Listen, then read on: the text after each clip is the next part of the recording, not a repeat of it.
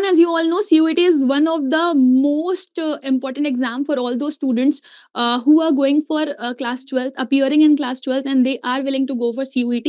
Right, so CUET is like one of the examination also जो कि थोड़ा सा tough भी हो जाता है students के लिए because it has so many things inside it. Now today we have connected with one of the very hardworking and very persistent student, that is Ayush. So Ayush Kumar is with us. He is from commerce stream and आज के इस video session में हम उनकी journey जानेंगे CUET की कि किस तरीके से उन्होंने सीयूईटी का एग्जाम दिया और सीयूईटी का रिजल्ट उनका आया, उनको किस तरह का फीलिंग जनरेट हुआ after giving all the efforts, after giving all the examinations, all the subjects examinations. So let's start with this.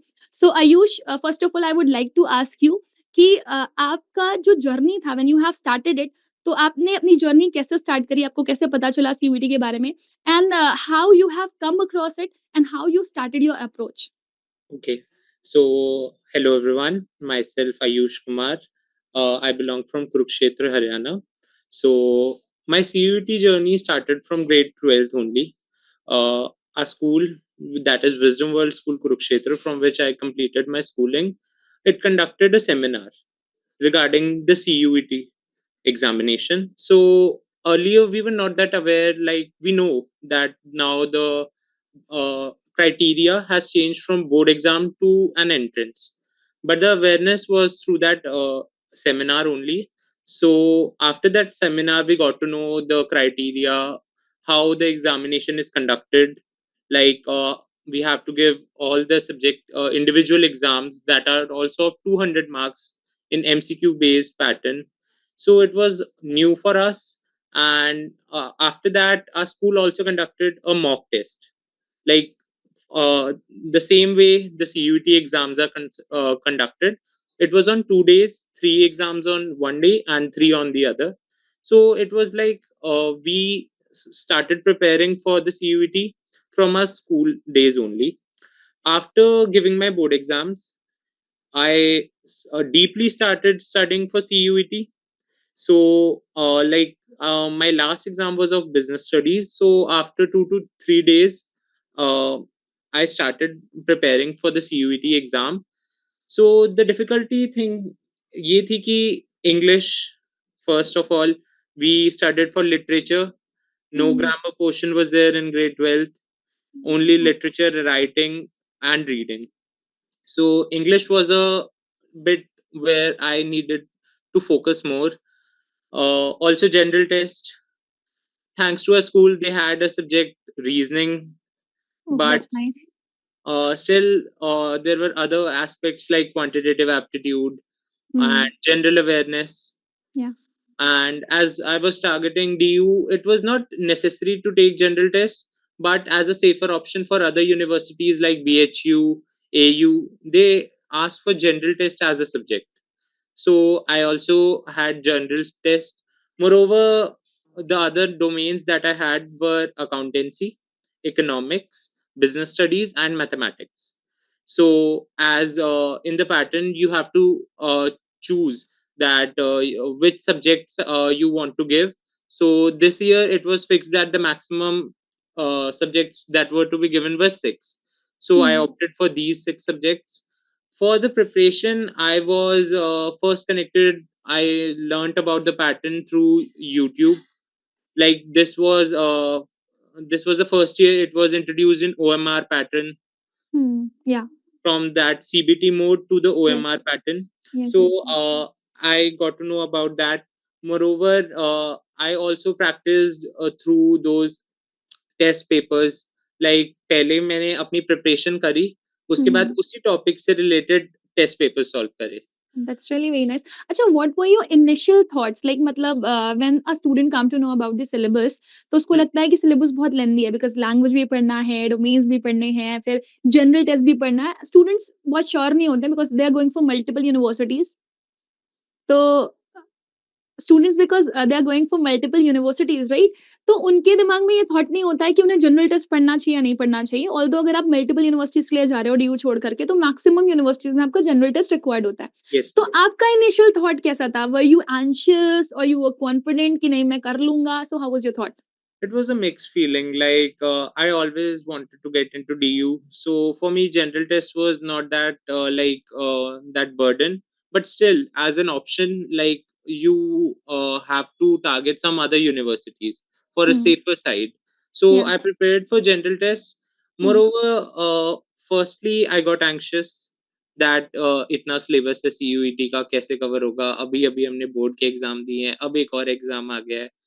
पहले बोर्ड्स के एग्जाम ही कंसिडर होते थे, अब CUET भी देना पड़ेगा. तो first impression was that only. And I prepared for general test and English daily. I gave around 1 hour to each subject, Hmm. and the rest of the time I focused on my domain subjects, which were that were of 200 marks. So out of 800, 600 was for those domains.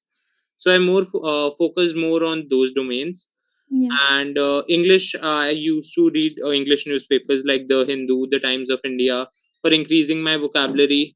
Like I solved some of the previous year mock tests of every subject.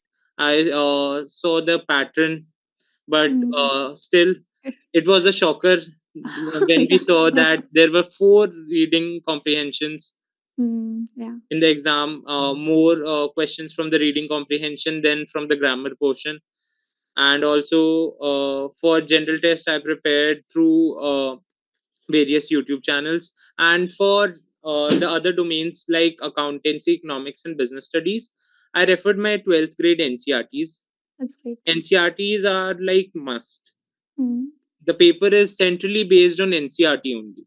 Yeah, yeah, yeah, yeah. For domains, like it is quite easy to understand because NCRT, whether it will be deleted or non-deleted. So if you're Mhm. going for The a complete domain, it NCRT was the ha part of that. And needed, yeah. also some portion from grade 11th in economics subject was also there. And In the some of the paper, in the economics paper. Like, 2024 economics paper. yes, ma'am. Okay. The portion from microeconomics was there, like 2 to 3 chapters of grade 11th. And for accountancy, there were 2 topics that were from the deleted portion of grade 12th. Hmm. Like we were not So taught about. like, matlab, you people can say that it is completely clear कि it is completely clear कि like मतलब if you are going for domains paper so you can completely follow NCRT whether it is deleted or non-deleted but as he said that economics में there was some portion of 11th also so मतलब there are chances कि आपको कुछ थोड़ा बहुत हल्का फुल्का इधर से भी मिल सकता है जिसका टच 12th से हो but Hmm. English was one paper just like मतलब if you go for 2022 2023 right? So 2022 was completely different, 2023 was completely different, and 2024 is also completely different. But मैं तो ये बोलना चाहूँगी मतलब what I felt like मतलब मैंने बहुत सारे स्टूडेंट्स के फीडबैक लिए what I get to know कि अगर आप सिर्फ और सिर्फ इस चीज को फोकस करके चल रहे हो that you have to get into more understanding of English तो आपके लिए इंग्लिश का पेपर टफ नहीं होगा हाँ द चैलेंजेस की एनटीए की तरफ से कोई मिसमैनेजमेंट Hmm. ना आए तो राइट तो आपको क्या लगता है मतलब आपका एक्सपीरियंस क्या कहता है बट आपने क्योंकि पूरा थ्रू आउट सीयूईटी जर्नी किया है so Hmm. You can tell it to our students better कि आपके हिसाब से अंडरस्टैंडिंग मैटर करती है या नहीं एकदम कोर में जाकर के डिटेल में एक एक चीज बच्चा पढ़ेगा तभी उसके लिए बेहतर रहेगा नहीं मैम, अंडरस्टैंडिंग तो हर टॉपिक की बहुत ज़रूरत है. मतलब वो तो एक मस्ट है कि अगर आपको अंडरस्टैंडिंग नहीं होगी तो आप अटेम्प्ट ही नहीं कर पाओगे. आपको पता ही नहीं होगा किस टाइप के क्वेश्चंस आ रहे हैं, किस या टाइप के क्वेश्चंस इंपॉर्टेंट है पेपर के लिए, क्या आपके लिए ज़्यादा इंपॉर्टेंट है, किस पे आपको ज़्यादा फोकस करना है. लाइक कुछ चीज़ें ऐसी भी हो सकती है जिन्हें आप थोड़े टाइम के लिए कम इम्पोर्टेंस दे सको. लेकिन इंग्लिश में हमें मैक्सिमम प्रैक्टिस करनी होती थी रीडिंग कॉम्प्रिहेंशंस की. आपको मिनिमम टाइम में पैसेज से अपने आंसर्स लोकेट करने होते थे, क्या हो सकता है. एक चॉइस हमारे ऑप्शंस भी ऐसे होते थे इंग्लिश के पेपर में कि ऐसा लगता था चारों एक टाइम पे एक बार तो कि सही है. सही है लेकिन उसमें फिर आपको नेविगेट करना होता था कि ये ऑप्शन बेस्ट सूटेड है. तो वो अंडरस्टैंडिंग के साथ ही डेवलप हो सकता था. like if you see na matlab when the last final answer key of COT was out Hmm. so there were like 6 question That 15 mein has wale more paper mein than there were one. 6 question that were like there were two options which were right so Mhm, matlab it was like NTA was a bit confused कि मैं कौन सा answer correct करूँ कौन सा नहीं and there was one mhm, question which was drop also so ठीक है आप अपनी तरफ से मतलब आप और हाँ यहाँ पे there's a kind of suggestion which I want to give to each and every student of mine कि if you're going for English paper और अगर आपको लग रहा है कि question is doubtful whether you have to answer this one or that one, आप उस question को attempt जरूर करके आओ. हुँ, Because there are many students of mine who says कि मैम मैंने ना confusion की वजह से attempt ही नहीं किया and I lost my marks. ऐसे ही मैंने भी एक क्वेश्चन मतलब अटेम्प्ट करा था जिसमें मेरे को डाउट था और प्रोविज़नल आंसर की में उसका आंसर कुछ और था।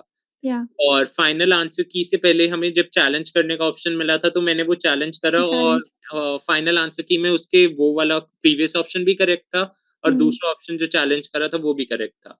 तो हाँ, that means you got your marks. Yes ma'am. That's nice. So मतलब it was like a boon कि ठीक है एटलीस्ट मैंने attempt तो किया whether हाँ। it was confusing. That's Also nice. That's there is nice. an option from 50 questions you have to attempt any 40 तो वो Hmm. एलिमिनेशन करना भी आपके लिए बहुत इम्पोर्टेंट रहेगा कि ये 10 क्वेश्चन मेरे को छोड़ने ही छोड़ने हैं, ये 40 मेरे को करने ही हैं। Hmm. और इंग्लिश और बिज़नेस स्टडीज़ के एग्ज़ाम में like we were given 45 minutes Hmm.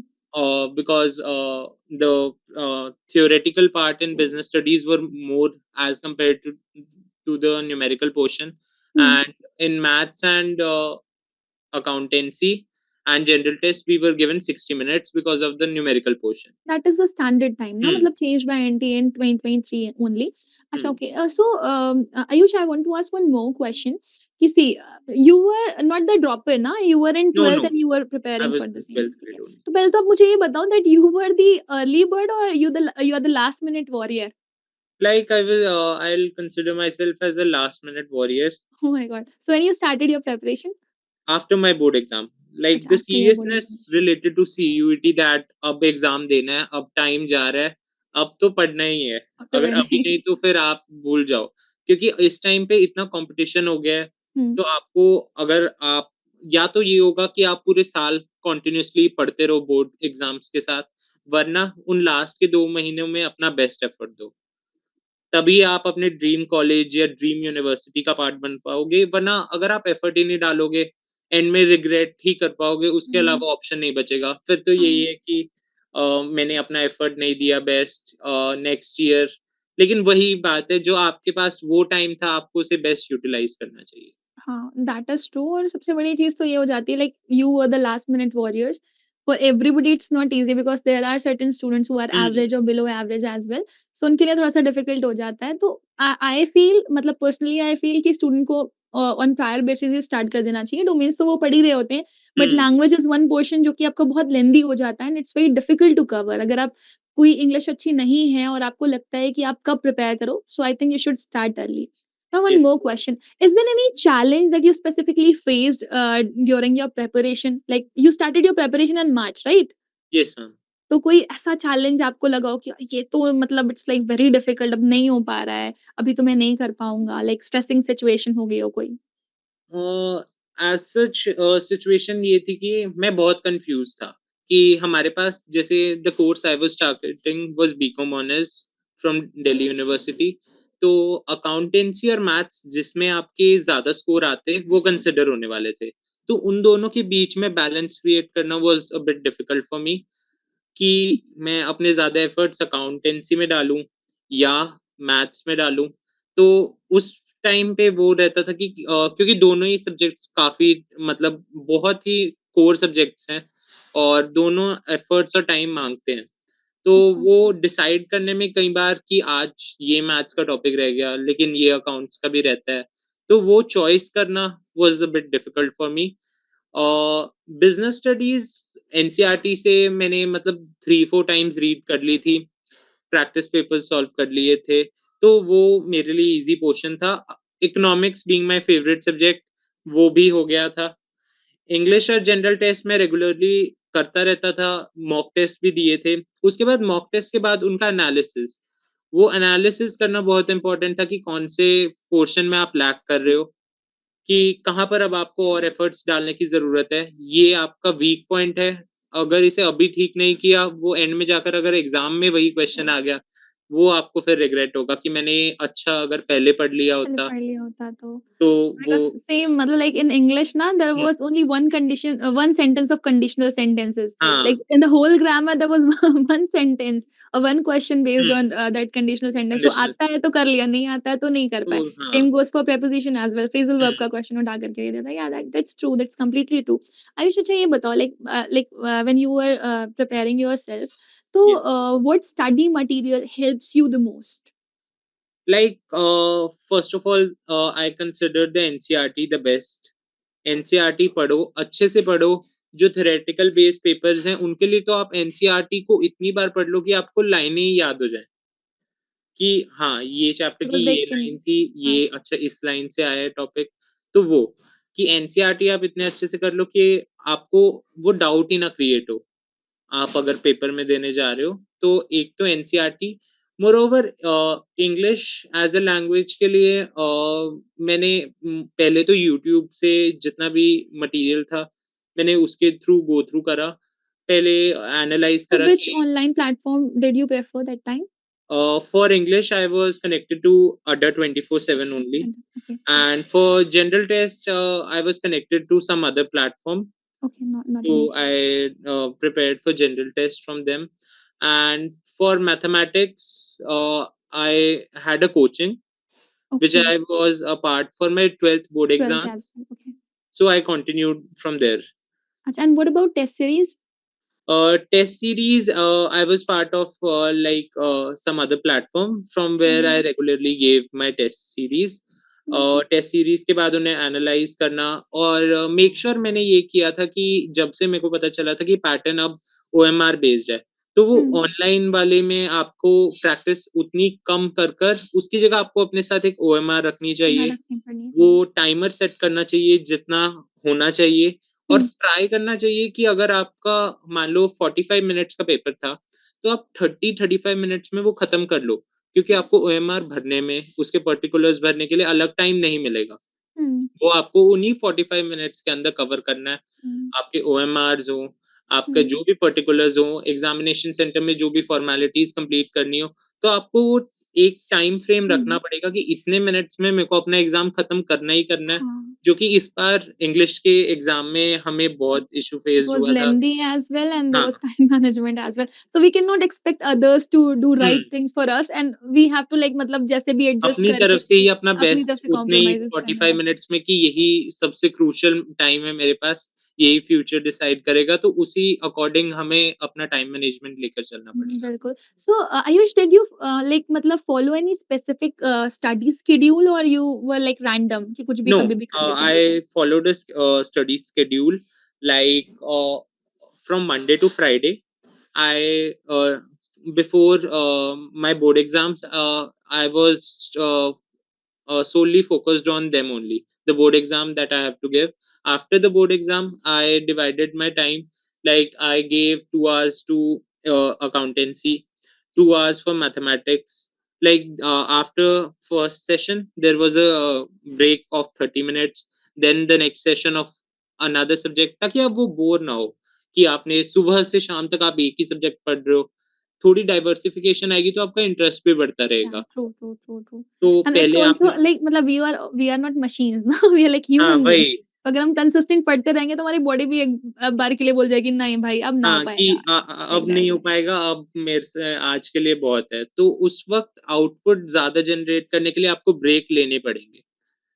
True, true, true. So, Ayush, what kept you motivated? Like, matlab, as I told that you have to learn hmm, language, you have to learn three domains, then general test. It's like a kind of boring thing. मतलब इतना लेंदी हो जाता है कि अब दिन भर पढ़ते रहो एंड इट्स लाइक आपको लगेगा अभी भी टाइम नहीं बचा है, अभी ये हुँ, नहीं हुँ। पढ़ा, अभी वो नहीं पढ़ा। तो व्हाट केप्ट यू मोटिवेटेड कि नहीं अब पढ़ना तो पड़ेगा, जैसे भी पढ़ना है करना तो पड़ेगा। So what was that? So the motivation was getting into my dream college कि अब मैंने अगर अभी अपने एफर्ट्स नहीं डाले, तो आगे की जो भी 3 साल मेरे अंडर ग्रेजुएशन के होंगे, मैं उसमें रिग्रेट नहीं करना चाहता कि यार वो टाइम था मेरे पास, वो 2 महीने थे मेरे पास, अगर मैं उनमें अच्छे से पढ़ लेता, तो शायद मेरे पास एक ऑप्शन रहता कि इससे बेटर मेरे पास एक आउटकम होता। तो वो और मेरे जो स्टडी टेबल था उसके आगे मैंने एक पिक्चर भी पेस्ट कर रखी थी एसआरसीसी कॉलेज की कि मेरे को इसमें नाइस, जाना दैट वाज़ अ मोटिवेशन। हाँ, कि जब भी मोटिवेशन डाउन रहता था कि वो पिक्चर देखकर कि अगर मेरे को इसमें जाना है, इस कॉलेज में जाना है, which is considered the best for commerce field, तो मेरे को अपने एफर्ट्स डालने पड़ेंगे। अभी नहीं तो कभी नहीं, it was that scene for me. Yeah, this is the reality.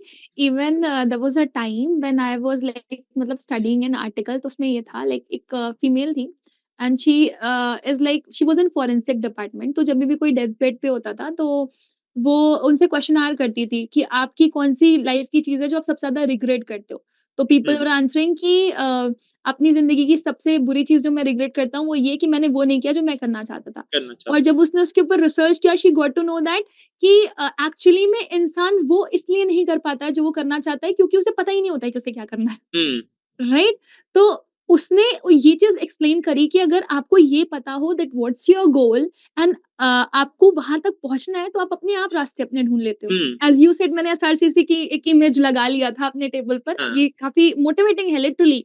जब आप बार बोलते हैं अर्जुन की आँख, वो अर्जुन हाँ, को वो याद रखना है चिड़िया की आँख या मछली की हाँ, आँख उसको याद रखनी है कि मेरा निशाना ये होना चाहिए। तो फिर आप अपने आप वे आउट निकाल लेते हैं। This is literally really very beautiful. कुछ लोगों को ये बहुत बड़ा इंसेन सा लगता होगा कि क्या करेंगे फ़ोटो रख कर के, हुँ, है ना? और क्या करेंगे ऐसा करके। But this is the reality वो मैनिफेस्टेशन बोलते हो ना आप लोग वो हुँ। मैटर करता है। वो एक वो इमोशन लॉ ऑफ बन जाता यूनिवर्स है है। हमारे लिए कि हाँ, इसे हमें अचीव करना ही करना है। करना ही करना है। तो वो आप करते हो। फिर ईदर बाय हाँ, हुक और क्रूक आप उसके लिए जाते ही जाते हो and this is true also.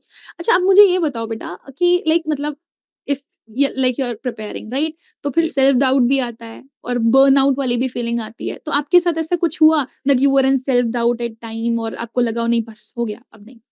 नहीं सेल्फ डाउट होता था कई बार, तो उसके लिए मैं अपने बाकी फ्रेंड से बात करता था। वो मेरे को एक्सप्लेन करते थे। मेरे पेरेंट्स एक गाइडिंग थे कि वो बताते थे कि होता है ऐसा, इट इज़ क्वाइट नॉर्मल अगर आप किसी चीज़ के लिए एक लंबे टाइम के लिए आप उसके लिए प्रिपेयर कर रहे हो, बीच में अप्स भी आएँगे, डाउन्स भी डाउट्स भी आएँगे। आएँगे, ट्रू। तो उन डाउन्स में आपको अपने आप को उसकी तरफ फिर भी फ़ोकस्ड रखना, वो बहुत इम्पोर्टेंट है और उसके लिए I would thank my family, friends, mentors जिन्होंने मेरे को हमेशा मोटिवेट रखा कि आपको अपना एफर्ट डालना है कि यही आपके पास टाइम है। अगर आपने अचीव कर लिया तो ठीक है, वरना एट द एंड कुछ नहीं होगा।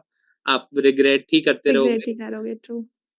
तो वो था मोरोवर मेरे जो फ्रेंड्स थे सीयूईटी के ही एस्पिरेंट्स थे। मैं उनसे बात करता था, अपनी स्ट्रैटेजी के बारे में डिस्कस करता था। उनसे वो करता था कि उन्हें क्या लग रहा है ये इम्पोर्टेंट है, अच्छा ये रह गया है।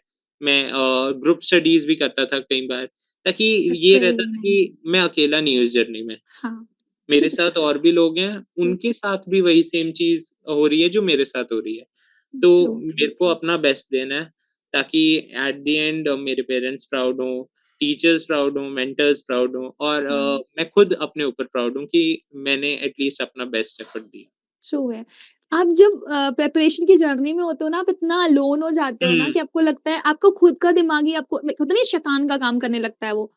तो हाँ जी। वो आपको उसको वो नहीं बनने देना है, डमिन नहीं बनने देना है, आपको अपने थोड़े बहुत इंटरैक्शंस रखने हैं, जो आपको मोटिवेशन दे सकें। कुछ लोग ऐसे हुँ, भी होते हैं जो बहुत नेगेटिव होते हैं हमारे आस-पास, तो मतलब it's better to avoid them and go with those people जो सेम जर्नी में हैं और फ़ील कर पा रहे हैं उसको, क्योंकि वो आपको मोटिवेट करते रहेंगे, आप हुँ, उनको मोटिवेट करते रहोगे, तो एक तरह का डाइवर्सिफ़िकेशन थोड़ा-सा देखने के लिए मिलता है, तो अच्छा भी फ़ील होता है। अच्छा क्योंकि उस हुँ, नेगेटिविटी के थ्रू आपको अपने आप ही एक रे ऑफ पॉज़िटिविटी ढूँढनी पॉज़िटिविटी पड़ेगी। मिल जाती है। कि आप ये अच्छा मैं अब ये चीज़ से अब मैं बोर हो रहा हूँ, अब मेरा पढ़ाई पे मन नहीं लग रहा, तो मैं कोई और एक्स्ट्रा करिकुलर एक्टिविटी कर लूँ, जो मेरी हॉबी है, मैं उस पे थोड़ा ध्यान दे लूँ। तो इन चीज़ों से आपका माइंड भी डाइवर्ट रहेगा जी। और आपको हुँ। ये भी रहेगा कि एट लीस्ट ये नहीं है मैं पूरा दिन पढ़ रहा हूँ, मैं और हुँ। चीज़ों पर भी उतना ही ध्यान दे एग्ज़ॉस्ट नहीं हो गया, ट्रू रहा हूँ। हाँ है, जी, ट्रू है। अच्छा ठीक है, तो अभी ये तो पूरा जर्नी हो गया, आपने हाँ जर्नी जी। पूरा फुलफ़िल कर लिया, अब आ गया फाइनल डे, द डे हुँ, जिसका इंतज़ार आपने किया था एंड हाँ जी। You come to the point जब आपका पेपर है एंड इट्स लाइक मतलब कैसी फीलिंग होती है? बहुत एंग्ज़ियस थे, कॉन्फिडेंट थे या मिक्स्ड फीलिंग आ रही थी? पेपर से पहले क्योंकि हमारी मेहनत हमने जितनी भी कर ली और हमने अपना 100% सारा सिलेबस कर लिया है, वो फिर भी एग्ज़ाम से पहले का एक डर रहता है कि यार पता नहीं कैसा पेपर आएगा, मुश्किल ना हो कहीं।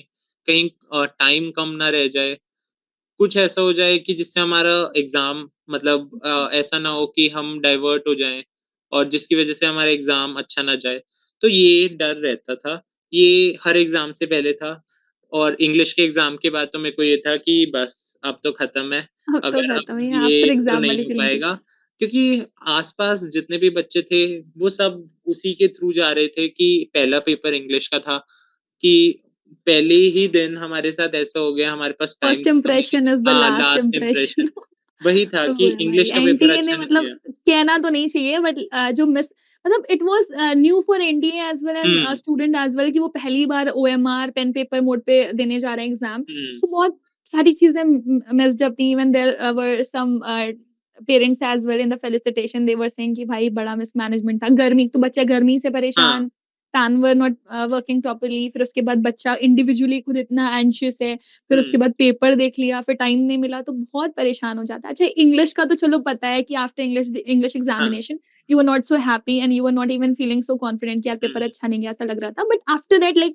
डोमेन्स का जब आप पेपर देकर के आए तब आपका कैसा फ़ील था? तो फर्स्ट डे मेरा इंग्लिश और जनरल टेस्ट का एग्ज़ाम था। हुँ, सेकंड डे 16th मई को मेरा इकोनॉमिक्स का एग्ज़ाम था फर्स्ट शिफ्ट में, that was in the morning and mathematics का एग्ज़ाम था इवनिंग में।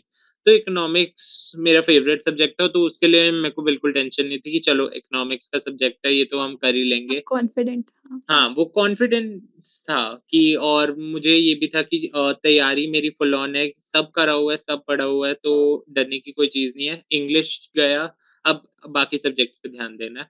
हुँ, तो इकोनॉमिक्स के एग्ज़ाम में द एग्ज़ाम वेंट गुड उसमें कुछ लेकिन ऐसे क्वेश्चन थे जो ज़्यादा टाइम फ्रेम से रिलेटेड पूछे हुए थे, ईयर्स पूछे हुए थे।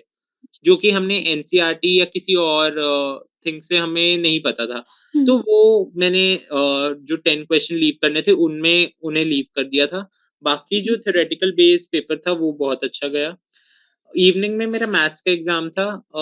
मैथ्स का exam also went good like maths के एग्ज़ाम में अब की बार डिफ़िकल्टी लेवल थोड़ा मेरे को हाई लगा था प्रीवियस ईयर के एग्ज़ाम से कि अब की बार मैथ्स का एग्ज़ाम थोड़ा मुश्किल आया है थोड़ा और नहीं आपको हाँ, पता है मतलब लाइक लास्ट ईयर की अगर मैं बात करूँ तो there were 250 um, 200 out of 200 scorers but this year there were only 5 5 only 5 हाँ, वही and कि in मैं English in English last year it was 5500 around hmm, and this year it was 1600. हाँ, वही वो मेजर ड्रॉप इंग्लिश और maths में हुआ That's why I और said ना that there's a possibility कि कट ऑफ लो जा सकती है. कट ऑफ लो मतलब जा हो सकता मतलब if you हाँ, are 750 or near to 750 ना तो there's a possibility that if you are a commerce student and hmm, if you are willing to go for SRCC ना तो yes there are chances कि आप जा सकते हो. और मैथ्स का एग्ज़ाम होने के बाद थर्ड डे मेरा एग्ज़ाम था बिज़नेस स्टडीज़ और अकाउंटेंसी का। तो मैंने पहले अकाउंटेंसी का एग्ज़ाम था और मेरे को इस बार लगा कि अकाउंटेंसी का एग्ज़ाम बहुत ही ज़्यादा ईज़ी था। बोर्ड का एग्ज़ाम भी इस बार अकाउंटेंसी का बहुत ईज़ी था और हमारा सीयूईटी का एग्ज़ाम भी। तो अच्छा. अकाउंटेंसी का एग्ज़ाम वेंट वेल। अब यही था कि अकाउंटेंसी का बहुत अच्छा गया है। बिज़नेस स्टडीज़ में मेरे को ये था इतना ईज़ी पेपर है। वो उस ईज़ी के चक्कर में हम ओएमआर में गलत फ़िल कर देते हैं। तो ऐसा मेरे हुँ. साथ हुआ कि वो ज़्यादा हैप्पीनेस के चक्कर में 1-2 क्वेश्चन्स में ऐसा हो गया था कि ओएमआर गलत फ़िल हो गई। ये बहुत बड़ी चीज़ है. मतलब जब अपने एंड से कुछ गलत हो रहा होता है ना तो हाँ, लिटरली तब बहुत बुरा बुरा लगता लगता है. है कि उसके बाद फिर घर आकर वही फ़ील रहा कि काश मैं थोड़ा ध्यान से पेपर कर लेता सॉल्व, हुँ. काश उस वक़्त मैं अपना ध्यान सिर्फ़ ओएमआर फिलिंग पे रखता। वो इमोशंस में जाकर कि बहुत कहते हैं आसान मिक्स्ड पेपर आया है, इमोशंस. इसमें तो फुल है 200 ऑन 200 उसकी कोई वज़ह नहीं. से ओएमआर फिल करने में मिस्टेक हो गई थी मेरे से। कोई नहीं, कोई नहीं, कोई नहीं। मतलब वो होता है ना लाइफ में कुछ एक्सपीरियंसेस ऐसे होते हैं जो हमें कुछ ना कुछ सिखा कर के जाते हुँ, हैं दिस वाज़ योर वन हाँ, आप ऐसे कंसिडर कर सकते हो नॉट एन इश्यू बट अच्छा था ओवरऑल एक्सपीरियंस आपका अच्छा था मतलब लाइक हाँ, इतना हेक्टिक एग्ज़ाम और फिर उसके बाद फर्स्ट कॉम्पिटिटिव वर्ल्ड में एंटर हुँ, करना and then come to this point कि कि अब अभी आप एग्ज़ाम खत्म हो गए आकर हैं। के यू आर मतलब trying to motivate others so हाँ, एक अच्छा फीलिंग रहता है वो भी कि ठीक है एटलीस्ट आई एम समवन जिसने कुछ एक्सपीरियंस तो किया। ठीक है, इट हाँ वाज़ जी। गुड। अच्छा, आप क्या एडवाइस करना चाहोगे आपके जूनियर्स को जो भी 2025 एस्पिरेंट्स होने वाले हैं, जो प्रिपेयर करने वाले हैं सीयूईटी को? तो मेरी उन्हें एक सिंपल एडवाइस ये रहेगी कि अगर आपको लगता है कि मेरे लिए सीयूईटी ही मेन है कि मेरे को सीयूईटी ही टारगेट करना है, तो उसके लिए आप स्टार्टिंग से प्रिपरेशन करो। बोर्ड्स के सिलेबस के साथ-साथ आप सीयूईटी की प्रिपरेशन करोगे तो आपके लिए बहुत अच्छा रहेगा, क्योंकि आपके पास फिर वो एज रहेगा बाकियों से, कि बाकी मोस्टली बच्चे आप अगर देखें तो पेपर्स के बाद ही, बोर्ड एग्ज़ाम खत्म होने के बाद प्रिपरेशन करेंगे। जैसे मैंने करी थी, लेकिन मेरे को ये रियलाइज़ हो गया कि अगर मैं साथ-साथ करता, तो मेरे पास हाँ, और तो और ऑप्शंस बेटर रहते, और ऑप्शंस एक होते हैं। एज रहता कि अब अच्छा सिलेबस कंप्लीट हो गया, तो रिविज़न अब मैं और ज़्यादा कर सकता हूँ।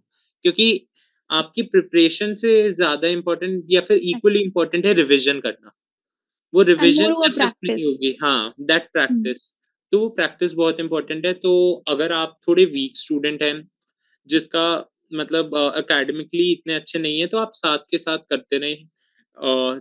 रेगुलर बेसिस पे रिवाइज़ करते रहें, जितना हो सके अपना बेस्ट एफर्ट दें, मॉक टेस्ट ज़्यादा से ज़्यादा दें, ताकि आपको पता चलता रहे आप कहाँ स्टैंड कर रहे हैं, कॉम्पिटिशन में आपका क्या रैंक आ रही है, और उस मॉक टेस्ट की एनालिसिस रेगुलर बेसिस पे करते रहें, ताकि आपको अपनी मिस्टेक्स रियलाइज़ हो। रियलाइज़ हो। ट्रू है, बहुत अच्छी एडवाइस है ये। देख रहे हो ना मतलब इट्स लाइक आपके जो सीनियर्स हैं वो आपको रेडी हैं बताने के लिए अपना heartfelt because they have like मतलब gone through into a very deep experience आप हुँ, समझ सकते हो जब आप उसके अंदर एंटर करोगे then you will come to know भाई अच्छा ये भी होता है चीज़ें। क्योंकि हम ना ऐसे बड़े जैसे आपने बोला ना दैट आपने लेट स्टार्ट किया तो you were not so into it कि अभी क्या होना है, क्या करना है, हाँ, क्या नहीं हाँ। करना है। तो ट्रू। अभी अच्छा अब इसके बाद क्या करने का प्लान है आपका? What are you इसके planning after CUET? after CUET, after that, in my undergraduation, I'll opt for civil services. I'll prepare for civil services exam, Mm. and I'll try my best to become an IAS officer.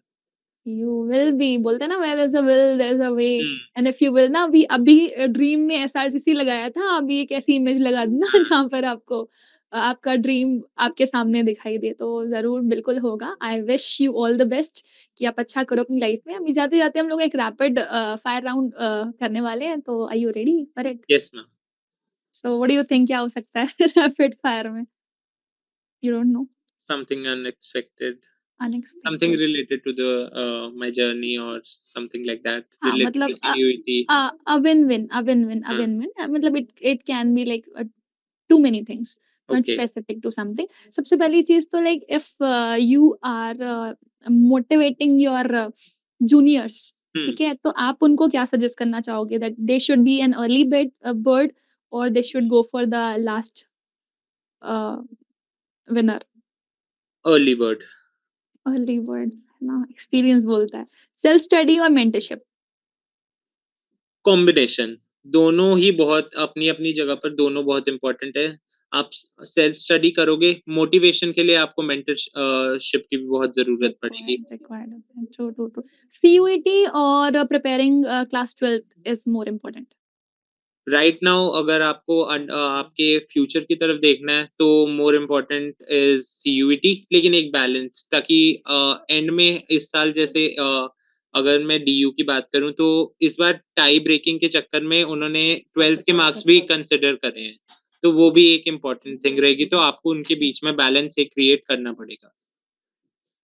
Domain should be more focused on language GT. Language GT, क्योंकि domains आप पूरे साल पढ़ोगे। Language GT के लिए आपके पास, अगर आप पूरे साल नहीं पढ़ रहे हो, तो उन 2 महीने, 3 महीने जो भी आपके पास रहेंगे, उनमें आप अच्छे से स्टडी करो। अच्छा, योर जर्नी सैटिस्फाइंग और पैनिक? सैटिस्फाइंग, सैटिस्फाइंग था, अच्छा लग रहा है। अच्छा क्योंकि ओके, रिजल्ट आने के बाद फिर वो खुशी कि अच्छा अच्छे मार्क्स आए हैं, बेशक चाहे जो भी मिसमैनेजमेंट रही हो, आउटकम अच्छा रहा। अच्छा। अभी क्या करने वाले हो? चिल या फिर ready for the next step? Chill and ready for the next step. अभी तो चिल अच्छा ही वो चल तो रहा है जब तक हमारा एडमिशन नहीं होता, फिर जाकर ready for the next step कि अब मेरे को आगे की सोचनी है। अच्छा व्हाट डू यू सजेस्ट इंसान को अपने मन की सुननी चाहिए या फिर जो दूसरे कह रहे हैं वो कर लेना चाहिए? डिपेंड करता है, लेकिन मेजॉरिटी अपने मन की सुननी चाहिए, जो आपका मन कहता है कि अब मेरे को ये करना है। लेकिन ये नहीं कि अगर मन कहता है कि अच्छा पढ़ाई छोड़कर मैं अब कोई और काम कर रहा हूँ, नहीं, वो नहीं। अगर आपके लिए पढ़ाई इम्पोर्टेंट है, पढ़ाई से ही आपका अगर फ्यूचर डिसाइड होने वाला है, तो उसके लिए आपको पढ़ाई पे ही ध्यान देना पड़ेगा। अच्छा, कंटीन्यूअस स्टडी और take a chill pill? Take a chill pill, take a इतना चिल कोई, पिल बिकॉज़ लाइक इट्स हाँ, हेक्टिक। That's nice. अच्छा, who was more supporting, mummy और पापा? मम्मी। मम्मी, मम्मी जगह पे खाना देती हाँ, होंगी हाँ, जगह पे हाँ। सब कुछ ना, इट्स लाइक मम्मी, मम्मी की मम्मी पानी ममता आ ला दो, जाती है वो। मम्मा ये कर दो, मम्मा वो कर दो। अच्छा, तो यू आर सिंगल वन और you have other siblings as well? I have another sibling. Acha, okay, that's nice. So it was a nice interaction with you. I hope you also enjoyed. I am waiting for you to be here in Adult 24/7 to be another for another podcast as offline. And I would love to catch you here. And I wish you a very happy journey ahead. And I bless you कि आपका जो dream है UPSC वो आपको मिल जाए. Thank you. Thank you, ma'am. Thank you.